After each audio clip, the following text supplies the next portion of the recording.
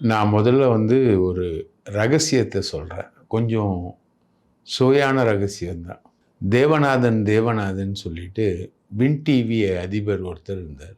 அவர் வந்து மயிலாப்பூர்ல ஹிந்து சாஸ்வத நிதி அப்படின்னு ஒரு நிதி கம்பெனிய வச்சு ஃபுல்லா மயிலாப்பூர்ல இருக்க பிராமின்ஸ் எல்லாரையும் ஏமாத்தினார். அது இந்து சாஸ்வத நிதின்றது முன்னாடி யாரோ நடத்திக்கிட்டு இருந்த நிதி. இவர் போயிட்டு அத கேப்சர் பண்றாரு. கேப்சர் பண்ண உடனே அவங்களுக்கு தெரியல. மேனேஜ்மெண்ட் மாறுனது, போனதுலாம் தெரியல. அந்த மயிலாப்பூர்ல இருக்க பிராமின்ஸ் எல்லாம் வந்து அவங்களோட ரிட்டயர்மெண்ட்டு, சேவிங்கு எல்லாத்தையுமே அதில தான் போட்டிருந்தாங்க. பல நூறு கணக்கான கோடி ரூபா அது.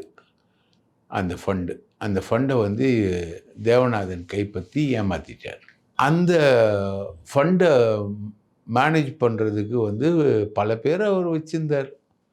பலருக்கெல்லாம் பல விதமா செஞ்சு பண்ணாரு.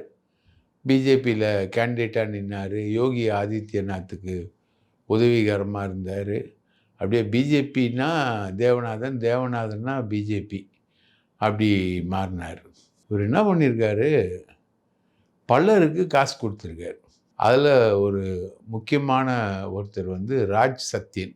இவர் வந்து ஏடிஎம்கேவுடைய ஐடி விங்கு தலைவர். ரைட்டுங்களா? இவர்கிட்ட நிறைய ரகசியங்கள் எடப்பாடியுடைய குடும்பத்தினர் பத்தி இருக்குது. அத வச்சு இவர் வந்து மிரட்டிக்கிட்டே இருப்பாரு. இவர் வந்து தேவநாதன் கிட்ட போயிட்டு, தேவநாதன் கிட்ட நைஸா பேசி ஒரு 100 கோடி ரூபாவ வாங்கிட்டார். இப்போ தேவநாதன் வந்து அந்த இந்து சாஸ்வத நிதி மோசடியில மாட்டிக்கிட்டார். மாட்டிக்கிட்ட உடனே நீதிமன்றத்தில பெயில் கேட்கிறாரு. நீதிமன்றம் என்ன சொல்லுது, ஒரு 100 கோடி ரூபாய் கட்டு.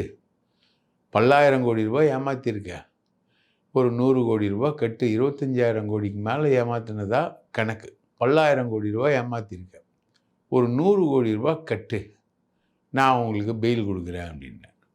உடனே இவர் என்ன பண்ணியிருக்காரு, தேவநாதன் வந்து 100 கோடி ரூபாய் கட்டுறேன்னு சொல்லிட்டு பெயில் வாங்கிட்டு வந்துட்டார். அந்த 100 கோடி ரூபாய் எங்க அப்படின்னு தேடும்போது, இந்த ராஜ் சத்தியன் கிட்ட மாட்டிக்கிச்சு 100 கோடி ரூபாய். ராஜ் சத்தியன் கிட்ட போய் கேட்டா, "இதோ தரேன், அதெல்லாம் முடியாது போயா" அப்படி இப்படின்னு சொல்லிட்டு மிரட்டி திருப்பி அனுப்பிச்சிட்டாரு. இப்போ தேவநாதன் யாதவ் அந்த 100 கோடி ரூபாவ புரட்ட முடியாம ஜெயிலுக்கு போயிட்டு. இதுதான் வந்து கதை. இந்த மாதிரி பல விஷயங்கள் வந்து இந்த ஐடி விங்கு இவங்க கிட்டலாம் எல்லா கட்சியிலையும், சர்வ கட்சியிலையும் இருக்குது. இவங்க பண்ணக்கூடிய லீலைகள் வந்து ஒரு மிகப்பெரிய லீலைகளா இருக்கு. எடப்பாடி வந்து சமீபத்தில ஒரு அறிக்கை வெளியிட்டார். யாரும் வந்து எம்எல்ஏ சீட்டு வாங்கி குடுக்குறாங்கன்னு சொல்லிட்டு, யாரும் யார்கிட்டயும் பணம் குடுத்து ஏமாறாதீங்க அப்படின்ற மாரி ஒரு அறிக்கை. என்னடா இது திடீர்னு எடப்பாடி இந்த மாரி அறிக்கை விடுறாரு அப்படின்னு போய் பார்த்தா, ஏமாத்துறதே இந்த ஐடி விங்கு, அவருக்கு நெருக்கமான அவரோட உறவினர்கள் தான் ஏமாத்துறாங்க. அவங்க உறவினர்களுக்கும், ஐடி விங்குக்கும் எதிரா எடப்பாடியே அறிக்கை குடுக்குற அளவுக்கு தான் அதிமுகல இந்த நிலவரங்கள் இப்போ நடந்துகிட்டு இருக்கு. இன்னைக்கு முக்கியமான டெவலப்மெண்ட் வந்து விஜய். விஜய் வந்து புலின்னு ஒரு படம் நடிச்சார். அந்த புலி படத்துக்கு ஒரு 300, 400 கோடி ரூபாய் பட்ஜெட். அந்த புலி படத்துல வந்து ஒரு நடிச்சுக்கிட்டு இருக்காரு. அந்த புலி படத்தோட தயாரிப்பாளர் வந்து இவருக்கு பிஆர்ஓவா இருந்த பீட்டர் செல்வகுமார். இது 2014, 15 காலகட்டம். அப்போ இவர் வீட்ல இன்கம் டாக்ஸ் ரெய்டு நடக்குது. இன்கம் டாக்ஸ் ரெய்டு நடக்கும்போது இவர் வீட்லேருந்து 15 கோடி ரூபாய் லிக்விட் கேஷ் பிடிக்கிறாங்க. இவர் வந்து 32,42,91,816 ரூபாய் கணக்கு காட்டியிருந்தார் அப்போ. இவருடைய வருமானம், போக்குவரத்துன்னு கணக்கு காட்டியிருந்தார். ஆனா, இவர் கையில புடிச்ச தொகை வந்து 15 கோடி. 15 கோடி புடிச்ச உடனே விட்டுட்டாங்க. அதோட விட்டுட்டாங்க இவர. விட்டுட்டு மாஸ்டர் படம் நடக்குது. ஷூட்டிங் நடக்குது. ஷூட்டிங் நடக்கும்போது இவர வந்து இன்கம் டாக்ஸ் ரெய்டுன்னு சொல்லிட்டு புடிச்சு குவாலிஸ் கார்ல சென்ட்ரல்ல உட்கார வச்சு தலையை அழுத்தி புடிச்சு கூட்டின்னு வந்தாங்க. கடலூர்லேருந்து இங்க கூட்டிட்டு வராங்க. இங்க கூட்டிட்டு வந்து பிஜேபியோட ஒரு பேரம் நடக்குது. அந்த பேரம் வந்து சரியா செட் ஆகலை ரைட்டா. அப்போ தான் உட்காந்து சொல்கிறாங்க, நீ வந்து 15 கோடி ரூபா கேஷோட மாட்டியிருக்க, உனக்கு வந்து இவ்வளோ சொத்து இருக்குது, உன் சொந்தக்காரங்க பிரிட்டோ மாதிரி ஆளுங்கள்லாம் இவ்வளோ கோடி சொத்து வச்சுருக்காங்க, அது இல்லாமல் நீ வந்து ஃபாரின்லேருந்து ஃபண்டு வாங்குகிற, ஃபண்டெல்லாம் வந்து உனக்கு கிடைக்குது, நீ வந்து அடுத்து அரசியலுக்கு வரப்போகிற மாதிரி இருக்க, அதனால் பிஜேபி பக்கம் வந்துரு அப்படின்னு சொல்லிட்டு இவர் அட்வைஸ் பண்ணுறாங்க. இவருக்கு காசும் கொடுக்குறாங்க. அப்போவுமே அது ஒரு 2000 கோடி ரூபான்னு சொல்கிறாங்க. அது எவ்வளோன்னு அதுக்கப்புறம் தெரியல. அதுலேருந்து இவர் ஒரு பைசா கூட எடுக்கலை. இதுக்கான நெகோசியேஷன் வந்து ஆரம்பிக்கிறது மாஸ்டர் படம். அப்போது நெகோசியேஷன் ஆரம்பிக்குது. ஆனால் இவர் வந்து பிஜேபி சொன்ன அடிப்படையில், பிஜேபி சொன்னது வந்து திமுகவுக்கு எதிராக மைனாரிட்டி வாக்குகளை பிரிக்கிற மாதிரி பிஜேபிக்கு ஆதரவாக ஒரு கட்சி அப்படின்ற மாதிரி இவர் கொண்டு வர சொல்கிறாங்க. ஆனால் இவர் வந்து அந்த மாதிரி கட்சி கொண்டு வரல. உடனே இவருக்கு வந்து எதிராக வழக்கு போடுறாங்க. அந்த வழக்கில் வந்து இவருக்கு வந்து 15 கோடி ரூபா லிக்விட் கேஷ் நீ வச்சிட்டு இருந்ததுனால புலி படத்தில் 2015-16 காலகட்டத்தில் அதை நாங்கள் கைப்பற்றினதுனால உனக்கு வந்து 1.5 கோடி ரூபா அபராதம் விதிக்கிறோம் அப்படின்னு சொல்லிட்டு இன்கம் டேக்ஸ் சொல்கிறாங்க. இந்த 1.5 கோடி ரூபா அபராதத்தை எதிர்த்து இவர் வந்து அப்பீல் போகிறாரு. கீழே ட்ரிபியூனல் இடங்களில் அப்பீல் போயிட்டு அந்த அப்பீல் வந்து ஹைகோர்ட்டில் வந்துடுச்சு. 1.5 கோடி ரூபா அபராதம் தான்னு கீழெல்லாம் சொல்லிட்டாங்க.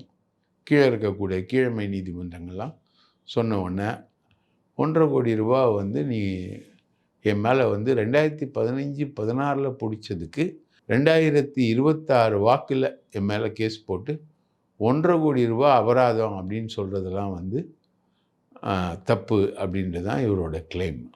எப்போ கேஸ் போட்டால் என்ன இருக்குது, அந்த கேஸ் வந்து நிற்கும். உங்ககிட்ட 15 கோடி ரூபா லிக்விட் கேஷ் வந்து பிடிச்சிருக்காங்க வருமான வரித்துறை. அதனால் அதுக்கு ஃபைன் வந்து 1.5 கோடி ரூபா போட தான் செய்வாங்க. நீ அதை கட்டி தான் தீரணும்.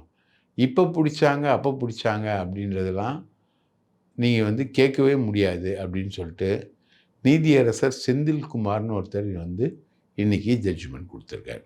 இப்போ இதை எதிர்த்து ஒரு சுப்ரீம் கோர்ட் போனால் போவார் கிட்டே, அதுக்கும் வழி இல்லைன்னு சொல்கிறாங்க. இருந்தாலும் இன்கம் டேக்ஸுக்கு எதிராக, இந்த தீர்ப்புக்கு எதிராக இவர் அப்பீல் போக போகிறதும் சொல்கிறாங்க. ஆக இவர் வந்து டோட்டலாக டைட்டாக இவர் வந்து விஜய் வந்து மாட்டிக்கிட்டார். 1.5 கோடி ரூபா அபராதம் இப்போ அவர் கட்டணும் அப்படின்ற லெவலில் தான் அவர் இருக்கார்.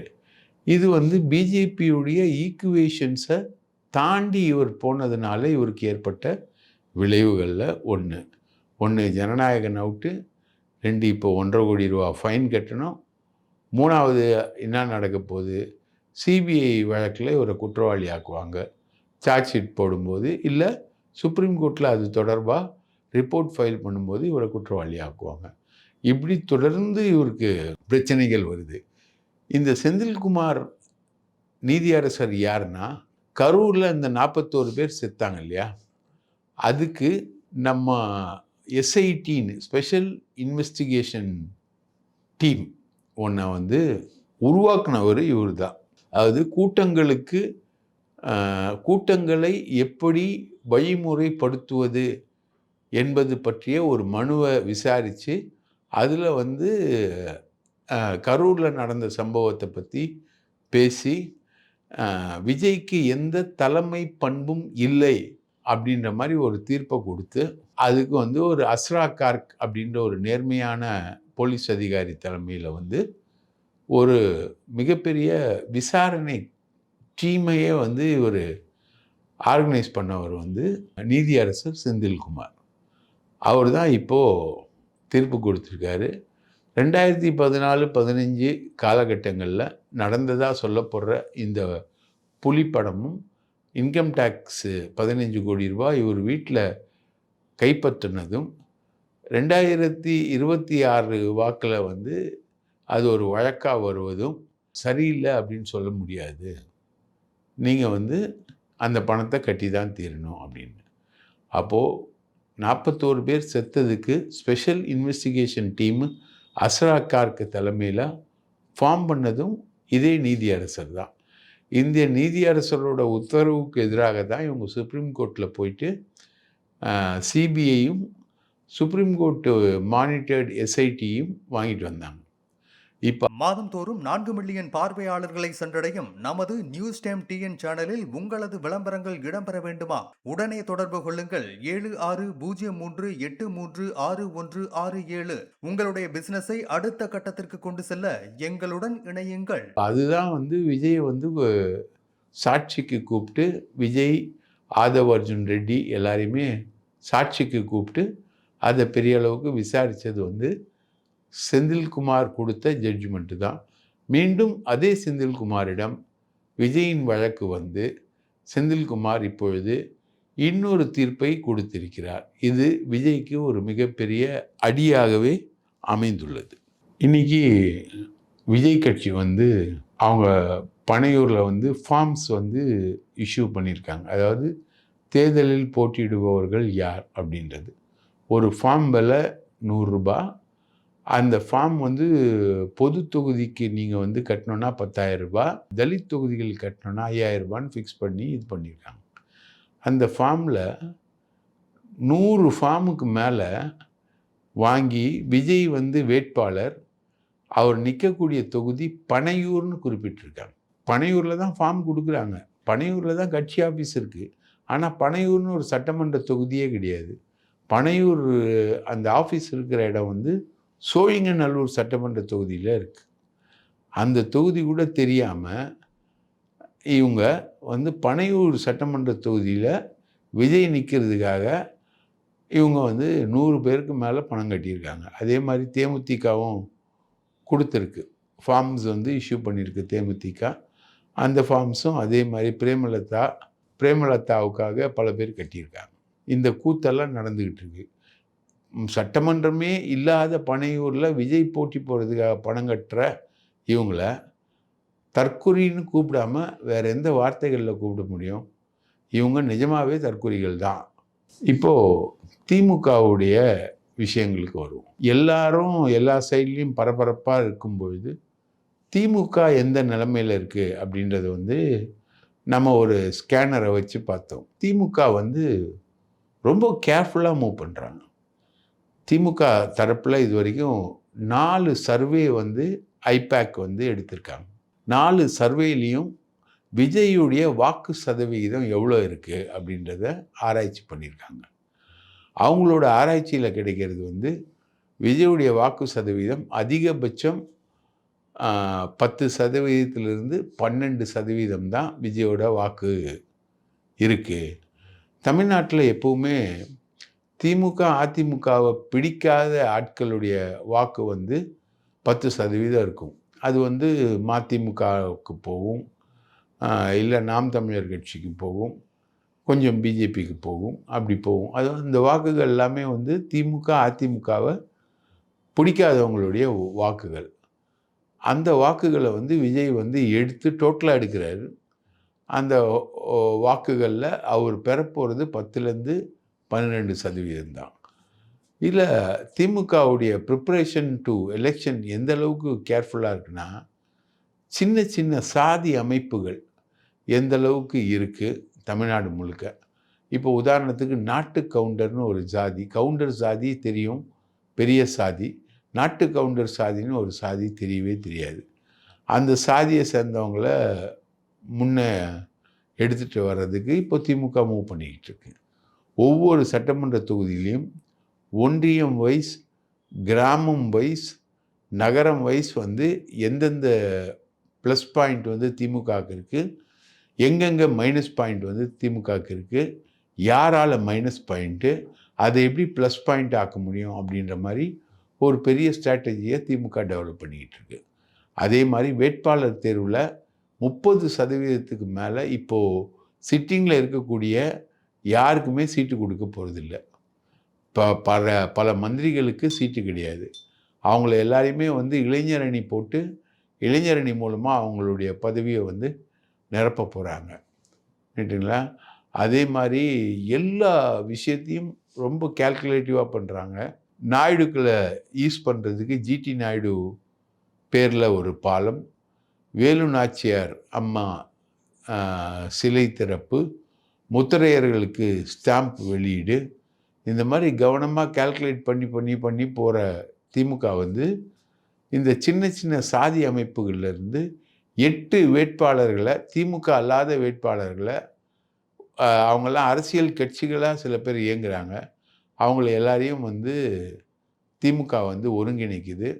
அவங்களுக்கு வந்து அவங்களெல்லாம் உதயசூரியன் சின்னத்தில் போட்டியிடுவதற்கான ஏற்பாடுகளை மிக கவனமாக அவங்க பண்ணிக்கிட்டு இருக்காங்க.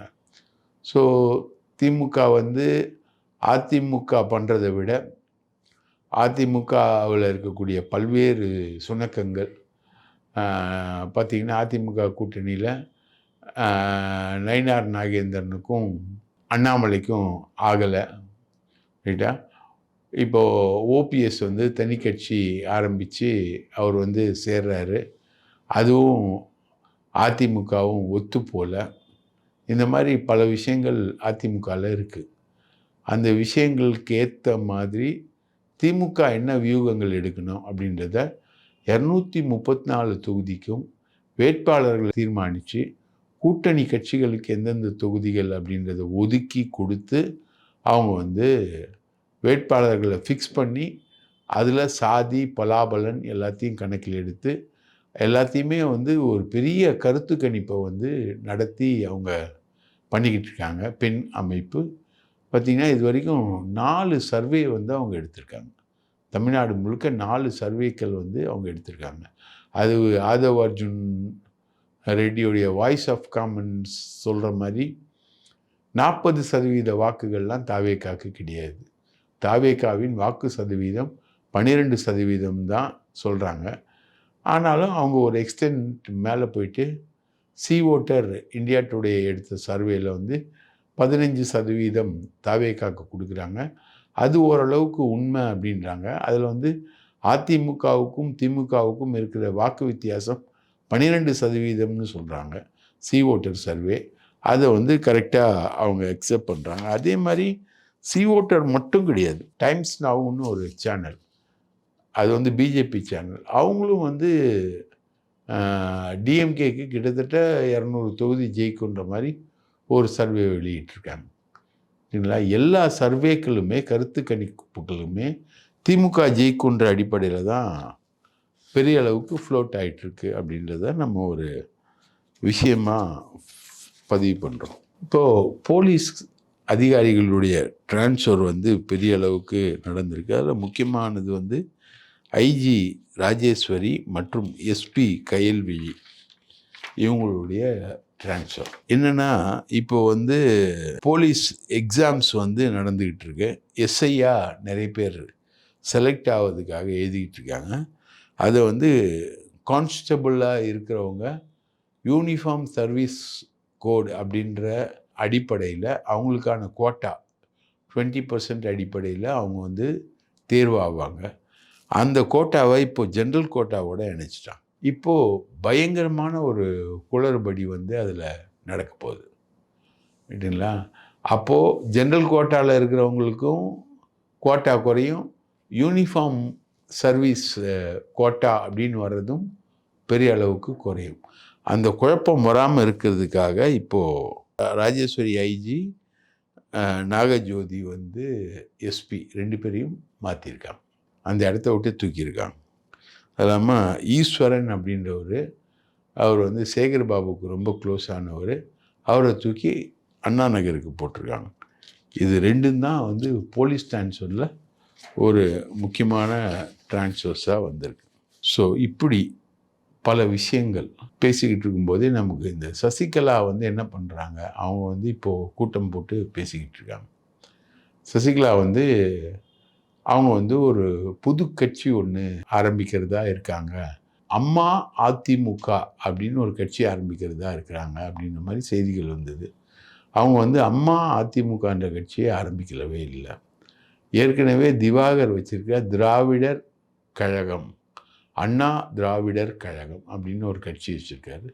அந்த கட்சிக்கு சசிகலா வந்து பேக்கப் கொடுக்குறாங்க. அந்த கட்சி வந்து டிடிவி தினகரன் கிட்ட செங்கோட்டையன் மூலமாக பேசினதில் அவங்களுக்கு 25 சீட்டு, சசிகலா டீமுக்கு 25 சீட்டு தர்றதா சொல்லியிருக்காங்க. ஏற்கனவே ஓபிஎஸ் இந்த மாதிரி கட்சி ஆரம்பிக்க போகும்போது எம்ஜிஆர் கழகம் அப்படின்னு ஒரு கட்சி ஆரம்பிக்க போகும்போது தான் டிடிவி தினகரன் கூப்பிட்டு மிரட்டினதுனால அவர் இப்போது ஏடிஎம்கே பக்கம் சாஞ்சிக்கிட்டு இருக்காரு. 4 சீட்டு கொடு 3 சீட்டு கொடுன்னு கேட்டுக்கிட்டு இருக்காரு. இவங்க வந்து அதிமுகவில் என்ன சேருங்க அப்படின்ற மாதிரி இவங்க கோரிக்கை வைக்கிறாங்க. எடப்பாடி சேர்க்க மறுத்தோன்னே இப்போது அண்ணா திராவிடர் கழகம் மூலமாக இவங்க வந்து தாவேகா பக்கம் போகிறாங்க. இப்போது பிஜேபி கூப்பிட்டு மறுபடியும் மிரட்டினா இவங்க என்ன ஆவாங்கன்றது தெரியல. இவங்களை பொறுத்த வரைக்கும் அதிமுக தோக்கணும், எடப்பாடி பழனிசாமி தோக்கணும், எடப்பாடி பழனிசாமி வந்து சிறுமைப்படணும், அதிமுக தோக்கணும். அப்புறம் எடப்பாடி பழனிசாமி சிறுமைப்பட்டு தோக்கும்போது எல்லாரோடையும் சேர்ந்து தங்கமணி, வேலுமணி, சசிகலா, ஓபிஎஸ், டிடிவி எல்லாரும் சேர்ந்து எடப்பாடிக்கு எதிராக கச்சை கட்டுவாங்க, கட்சியை கைப்பற்றுவாங்க, எடப்பாடியை வந்து பதவியிலேருந்து நீக்குவாங்க. இந்த மாதிரி ஒரு ஸ்ட்ராட்டஜியை வந்து சசிகலா உருவாக்குறதுக்காக அவங்க இப்போ கூட்டம் போட்டு பேசிக்கிட்டு இருக்காங்க. இந்த கூட்டம் எந்த அளவுக்கு நடக்கும், பாஜக இது எப்படி அலோவ் பண்ணும் அப்படின்றது நமக்கு தெரியல. இப்படி எல்லா விவரங்களையும் உங்களுக்காக தொகுத்து அளித்திருக்கிறோம். வாய்ப்பளித்ததற்கு நன்றி.